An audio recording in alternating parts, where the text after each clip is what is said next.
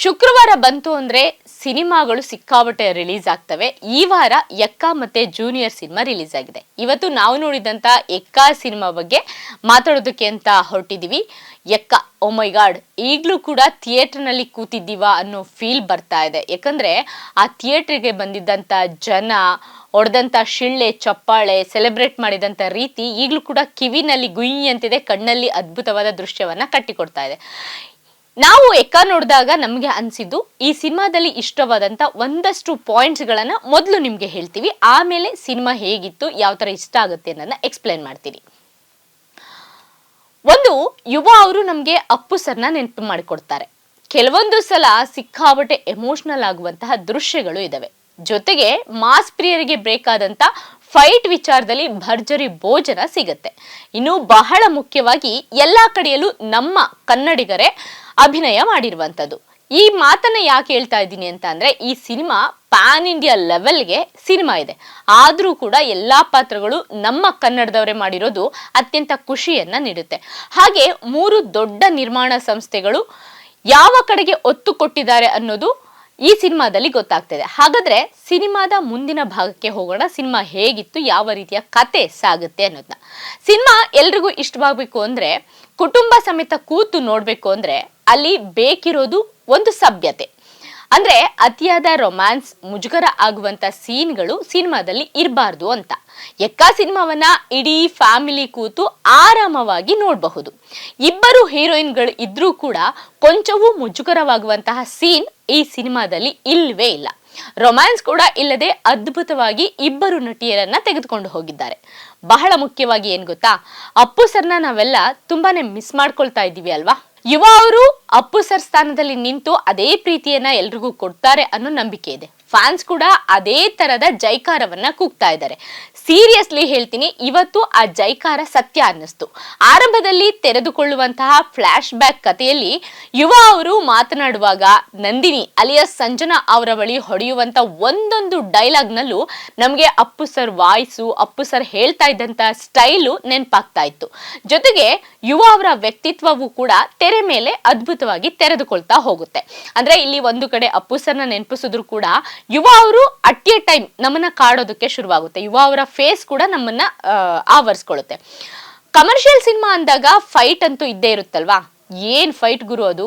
ರೌಡಿಗಳನ್ನ ಎತ್ತಿ ಗಾಡಿ ಟೈರ್ಗೆ ಕೆಳಕ್ಕೆ ಎಸೆದ್ರು ಅಂದ್ರೆ ಮತ್ತೆ ಅವರು ಬದುಕಿ ಬರ್ತಾನ? ಯುವ ಅವರ ಫೈಟ್ ಅನ್ನ ಥಿಯೇಟರ್ ನಲ್ಲಿ ನೋಡಿದ್ರೆ ಕಳೆದೋಗೋದಂತೂ ಗ್ಯಾರಂಟಿ. ಸಿನಿಮಾದ ಪ್ರಚಾರ ಶುರುವಾದಾಗಿನಿಂದ ಹೆವಿ ಎಕ್ಸ್ಪೆಕ್ಟೇಷನ್ ಇತ್ತಲ್ಲ. ಬ್ಯಾಂಗಲ್ ಬಂಗಾರಿ ಹಾಡು ಅದು ಆರಂಭದಲ್ಲೇ ಖುಷಿಯನ್ನ ಕೊಡುತ್ತೆ.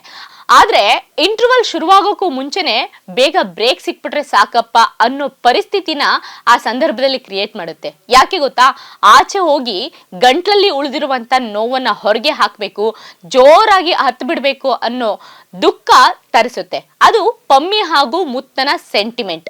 ಆ ಒಂದು ಫೈಟು, ಆ ಮಗುವಿನ ಸಾವು ತೀರಾ ನೋವನ್ನ ಕೊಡುತ್ತೆ. ಅದು ಇಂಟರ್ವಲ್ಗಿಂತ ಮುಂಚೆ ಆ ಸೀನ್ ಇದೆಯಲ್ಲ, ಆ ಸೀನು ಆದ್ಮೇಲೆ ಅಷ್ಟೊಂದು ದುಃಖ ಆದ್ಮೇಲೆ ಮುತ್ತು ಲೈಫ್ ಏನಾಗುತ್ತೆ, ಹೇಗಾಗುತ್ತೆ ಅನ್ನೋದು ಇಂಟರ್ವಲ್ ಅಲ್ಲಿ ಒಂದಷ್ಟು ಜನ ಕಳೆದೋಗ್ಬಿಡ್ತಾರೆ. ಹಿಂಗಾಯ್ತಲ್ಲ, ಇಷ್ಟು ನೋವಾಯ್ತಲ್ಲ ಅನ್ನೋದು. ಇನ್ನು ಕತೆ ಹೇಗ್ ಸಾಗುತ್ತೆ ಗೊತ್ತಾ. ಮುತ್ತುರಾಜ್ ತುಂಬಾ ಒಳ್ಳೆಯ ಹುಡುಗ. ಸ್ನೇಹಿತನಿಗೋಸ್ಕರ ಖಾಲಿ ಪೇಪರ್ ಮೇಲೆ ಸಹಿ ಹಾಕಿ ಲಾಕ್ ಆಗಿ ಮನೆ ಉಳಿಸಿಕೊಳ್ಳುವುದಕ್ಕಾಗಿ ಬೆಂಗಳೂರಿಗೆ ಬಂದು ಕಾರ್ ಡ್ರೈವರ್ ಆಗಿ ಕೆಲಸ ಮಾಡ್ತಾ ನೆಮ್ಮದಿಯಾಗಿದ್ದವನ ಬದುಕಲ್ಲಿ ಪಮ್ಮಿ ಎಂಬ ಪುಟ್ಟ ಮಗು ಜಗತ್ತೇ ಆಗಿಬಿಡುತ್ತೆ. ನೆಮ್ಮದಿಯಾಗಿದ್ದ ಮುತ್ತನ ಬದುಕಲ್ಲಿ ಮುಸ್ತಾನ್ ಎಂಟ್ರಿ ಆಗುತ್ತೆ. ಅಲ್ಲಿಂದ ಕತೆ ಬೇರೆಯದ್ದೇ ಲೋಕವನ್ನ ತೆರೆದುಕೊಳ್ಳುತ್ತೆ. ಬೇಡದ ರೌಡಿಸಂಗೆ ಎಂಟ್ರಿ ಆಗಬೇಕಾಗತ್ತೆ. ದಂಧೆಯವರ ಜೊತೆಗೆ ಓಡಾಡಿಕೊಂಡಿದ್ರು ಕೂಡ ನಾನ್ ಡ್ರೈವರ್ ಅಷ್ಟೇ ಅಂತಾನೆ ಹೇಳುವುದಕ್ಕೆ ಇಷ್ಟಪಡ್ತಿದ್ದ ಮುತ್ತು ಊರಿಗೆ ಹೋಗ್ಬಿಡು ಅಂತ ಹೇಳಿದ್ರು ಕೂಡ ಹೋಗೋದಕ್ಕೆ ರೆಡಿ ಇರ್ಲಿಲ್ಲ. ಮುತ್ತು ಲೈಫ್ ನಲ್ಲಿ ನಡೆಯುವ ಒಂದೊಂದು ಘಟನೆಯನ್ನ ನೀವು ಥಿಯೇಟರ್ ನಲ್ಲಿ ನೋಡುವುದಕ್ಕೇನೆ ಮೈ ಜುಮ್ ಅನ್ಸುತ್ತೆ. ಮುತ್ತು ಕಥೆಯಲ್ಲಿ ಲಕ್ಷ್ಮಣ, ಚಿದಂಬರ, ಕೋದಂಡ, ಪಳನಿ, ಮುಸ್ತಾನ್ ಸುತ್ತುತ್ತಾ ಹೋಗ್ತಾರೆ. ಇವ್ರನ್ನೆಲ್ಲ ನೋಡ್ಕೊಂಡು, ಇವ್ರನ್ನೆಲ್ಲ ಸಂಭಾಳಿಸ್ಕೊಂಡು ಕತೆ ಸಾಗೋ ರೀತಿ ಇದೆಯಲ್ಲ, ಅದು ಅದ್ಭುತ. ಈ ಮೊದಲೇ ಹೇಳ್ದಂತೆ 3 ದಿಗ್ಗಜ ಸಂಸ್ಥೆಗಳು ಸೇರಿ ಈ ಸಿನಿಮಾವನ್ನ ನಿರ್ಮಾಣ ಮಾಡಿದ್ದಾರೆ. ಹಾಗತ್ತಾ ಅದ್ದೂರಿ ವೆಚ್ಚದಲ್ಲಿ ಬೇರೆ ಏನನ್ನೋ ತೋರಿಸಿಲ್ಲ ಸಿನಿಮಾದಲ್ಲಿ. ಒಂದು ಸಣ್ಣ ವಟಾರ, ಒಂದು ಪುಟ್ಟ ಹಳ್ಳಿ, ಮತ್ತೆ ರೌಡಿಗಳ ಅಲ್ಲೊಂದಿಲ್ಲೊಂದು ಅಡ್ಡ, ಒಂದಷ್ಟು ಮನೆಗಳು, ಈ ರೀತಿಯಾದಂತ ಅದ್ದೂರಿತನ ಸಿನಿಮಾದಲ್ಲಿದೆ. ಆದ್ರೆ ಸಿನಿಮಾ ಸಿನಿ ಪ್ರಿಯರಿಗೆ ಇಷ್ಟವಾಗುವಂತ ಕಂಟೆಂಟ್, ಹಾಡುಗಳು, ಮಾಸ್ ಮಾಸ್ ಎಲಿಮೆಂಟ್ಸ್, ಫೈಟ್ ಸೀನ್ಗಳು, ಈ ರೀತಿಯಾಗಿ ಸಿನಿಮಾವನ್ನ ಕೊಟ್ಟಿದ್ದಾರೆ. ಈ ಸಿನಿಮಾ ಪಾನ್ ಇಂಡಿಯಾ ಲೆವೆಲ್ಗೆ ಇದೆ ಅನ್ನೋದು ಸುಳ್ಳಲ್ಲ. ಸಿನಿಮಾ ಪ್ರಚಾರ ಶುರುವಾದಾಗಿನಿಂದ ಸಿನಿಮಾ ಟೀಮ್ ತುಂಬಾ ಕಾನ್ಫಿಡೆನ್ಸ್ ಆಗಿ ಈ ಸಿನಿಮಾ ಬಗ್ಗೆ ಮಾತಾಡ್ತಾ ಇದ್ದಿದ್ದು ಯಾಕೆ ಅನ್ನೋದು ಸಿನಿಮಾ ನೋಡಿದ ಮೇಲೆ ಗೊತ್ತಾಗತ್ತೆ. ಮೊದಲೇ ಹೇಳಿದಂತೆ ಈ ಸಿನಿಮಾ ಪಾನ್ ಇಂಡಿಯಾ ಲೆವೆಲ್ಗೆ ಇದೆ ಅನ್ನೋದು ಸಿನಿಮಾ ನೋಡಿದವ್ರಿಗೆ ಖಂಡಿತ ಗೊತ್ತಾಗುತ್ತೆ. ಅದರಲ್ಲಿ ಒಂದು ವೇಳೆ ಈ 3 ಸಂಸ್ಥೆ ಬಿಟ್ಟು ಈ ಸಿನಿಮಾವನ್ನ ಬೇರೆ ಯಾರಾದ್ರೂ ನಿರ್ಮಾಣ ಮಾಡಿದ್ರೆ ಮೇ ಬಿ ಗಾರ್ಬೇಜ್ ಗಂಗನ್ ಪಾತ್ರಕ್ಕೆ ಮತ್ತೆ ಮುಸ್ತಾನನ ಬಲಗೈ ಬಂಟನ ಪಾತ್ರಕ್ಕೆ ಬೇರೆ ಭಾಷೆಯ ಕಲಾವಿದರನ್ನ ತರ್ತಾ ಇದ್ರೇನು. ಆದ್ರೆ ಇಲ್ಲಿ ನಮ್ಮ ಅರುಣ್ ಸಾಗರ್ ಅವರು ಗಾರ್ಬೇಜ್ ಗಂಗನ ಪಾತ್ರದಲ್ಲಿ ಬೇಬಿ ಬೇಬಿ ಅಂತ ಕರೆಯುವ ಮುತ್ತುನ ಸೇಫ್ ಮಾಡುವ ಪಾತ್ರದಲ್ಲಿ, ಪೂರ್ಣಚಂದ್ರ ಮೈಸೂರ್ ಅವರು ಮುಸ್ತಾನನ ಪಾತ್ರದಲ್ಲಿ ಅತುಲ್ ಕುಲಕರ್ಣಿ ಅವರು ಅದ್ಭುತವಾಗಿ ಕಾಣಿಸಿಕೊಂಡಿದ್ದಾರೆ. ಹಾಗೆ ಸಂಜನಾ ಆನಂದ್ ಮೊದಲ ಲವರ್, ಆಮೇಲೆ ಬರುವಂತಹ ಸಂಪದ ಮುತ್ತು ಜೀವನಕ್ಕೆ ಬಂದಿದ್ದು ಹೇಗೆ, ಮುತ್ತು ತಾಯಿ ಶ್ರುತಿ ಎಷ್ಟು ಅದ್ಭುತವಾಗಿ ನಟಿಸಿದ್ದಾರೆ, ಸಾಧು ಕೋಕಿಲ ಮುತ್ತು ಜೊತೆಗೆ ನಿಲ್ಲೋದು ಹೇಗೆ, ಇದೆಲ್ಲವನ್ನ ಸಿನಿಮಾದಲ್ಲಿ ನೋಡಿದ್ರೇನೆ ಚಂದ. ಒಮ್ಮೆ ಆದ್ರೂ ಎಕ್ಕಾ ಸಿನಿಮಾವನ್ನ ಥಿಯೇಟರ್ ನಲ್ಲಿ ನೋಡಿ ಈ ವರ್ಷದಲ್ಲಿ ಮನಸ್ಸಿಗೆ ಒಂದೊಳ್ಳೆ ಸಿನಿಮಾ ನೋಡಿದ ಖುಷಿ ಖಂಡಿತ ನಿಮ್ಗೆ ಸಿಗತ್ತೆ.